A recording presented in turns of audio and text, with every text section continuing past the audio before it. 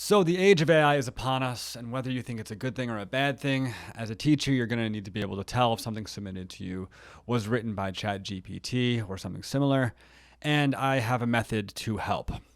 The first thing that you're going to need to do is have a copy of ChatGPT. Make an account. The hyperlink is right above, and it's not hard to do. This will be very helpful for you going forward. The next thing you're going to want to do is use it. Use it a couple times. Ask it some questions, right? Especially your own prompts. We're going to get to that later, but you're going to want to plug in your own prompts and see what kind of responses you get. We're just going to ask it a random question. Explain the significance of Pearl Harbor attack.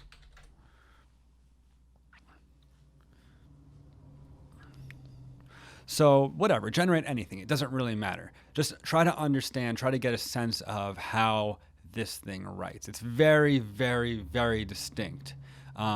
It doesn't use a lot of filler words. It's very precise. It does not use any sort of opinions. It's very removed. It's a robot, right? So you find out, okay, this is how it writes. Study it. Try to understand it. It really, once you've used this a handful of times, you'll get a sense of when something might be written by this. I'm not going to go through everything, but you could also ask it, what are some distinctive features of a text written by ChatGPT. All right, so use information like this to gain some more confidence about determining whether a text is written by it. A couple of important things. It's not going to be able to tell you some more current events, which could be helpful, and it's also going to be able to repeat information, which we'll get to in a second. So step one is just to familiarize yourself with it. Train your mind to recognize the style that's written by it. It really shouldn't take long. 20 minutes of playing with this thing should be more than enough time to be able to spot it. All right, so I've got two texts. One was written by a human, one was written by an AI, and we're just going to feed them right into the AI, and we're going to see if what it says. Now, I'll say a couple warnings. Number one, this is not definite. There have been plenty of false positives here, human written stuff that says is AI. So don't use this as your sole determinant, but it is helpful. So I'm just going to ask the question, was the following text probably written by a human or ChatGTP? Question mark. And then I'm going to paste the text in.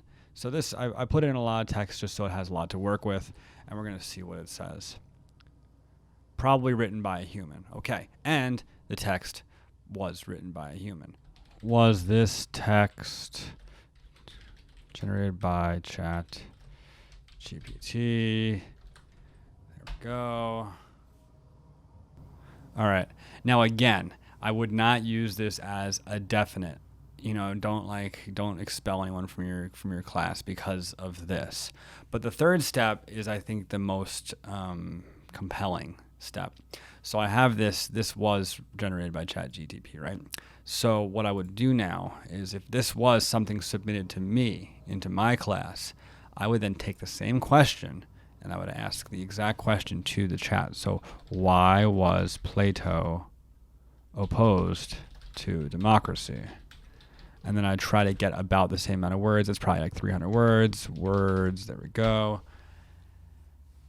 And so here we go. So it's generating the response, right? But let's look already. Plato was opposed to, he believed democracy is a system where power is given to the people.